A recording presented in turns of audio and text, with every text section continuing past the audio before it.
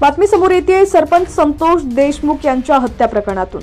सरपंच संतोष देशमुख यांच्या हत्येच्या एकूण 50 दिवसांनंतरही आरोपी कृष्ण आंधळे फरार आहे। कृष्ण आंधळेचा घातपात झाला असावा, तो आता सापडेल असं वाटत नाही, असा संशय आमदार संदीप क्षीरसागर यांनी व्यक्त केलाय। यावरून मंत्री धनंजय मुंडेंनी क्षीरसागर यांच्यावरच गंभीर आरोप केले। त्यामुळे कृष्ण आंधळेचा घातपात तर झाला नाही ना, असा प्रश्न उपस्थित होतोय।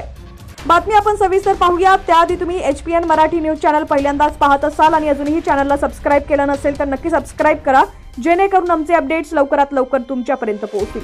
संतोष देशमुख यांच्या हत्येला एकूण 50 दिवस पूर्ण झाले। अद्यापही या प्रकरणातील आरोपी कृष्ण आंधळे फरार आहे। संपूर्ण पोलीस खातं कृष्ण आंधळेच्या मागावर असतानाही तो सापडत नाहीये।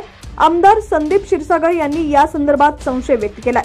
कृष्ण आंधळेचा घातपात झाला असावा, तो आता सापडेल असं वाटत नाही, असा संशय क्षीरसागर यांनी व्यक्त केलाय। विषय अंगलट आला की तो माणूस गायब होतो, हा बीडचा इतिहास असल्याचंही क्षीरसागर यांनी म्हटलंय। क्षीरसागर यांनी संशय व्यक्त केला, मात्र यावर मंत्री धनंजय मुंडेंनी क्षीरसागर यांच्यावरच पलटवार केलाय। कृष्ण आंधळे आणि संदीप क्षीरसागर यांचे संबंध आहेत, असा गंभीर आरोप धनंजय मुंडेंनी केलाय। क्षीरसागरांकडे इतकी माहिती कशी आली, असा सवालही मुंडेंनी केलाय। कृष्ण आंधळे हा गरीब घराण्यातला तरुण होता। वाल्मिकच्या नादाला लागून तो गुन्हेगारीकडे वळाल्याचा आरोप सुरेश धस यांनी केलाय। कृष्ण आंधळे ही काही दिवसात पोलिसांच्या हाताला लागेल, असा विश्वास त्यांनी व्यक्त केलाय। पण संदीप क्षीरसागरांनी काढलेल्या निष्कर्षाशी सहमत नसल्याचं त्यांनी म्हटलंय। कृष्ण आंधळे कुठं आहे याचा पोलिसांना शोध लागत नाहीये। पोलिसांनी त्याच्यावर दुसऱ्यांदा बक्षीस जाहीर केलंय।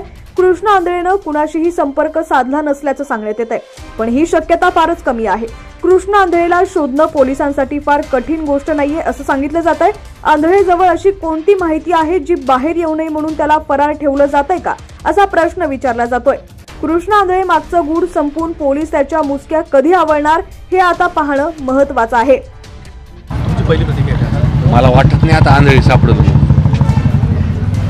जे काही त्या भागात जे काही घडतं, जे काही इतिहास आहे, सापडायचं असलं असतं तर पोलिसांनी सापडलं असतं, पण मला वाटत नाही आता सापडलं।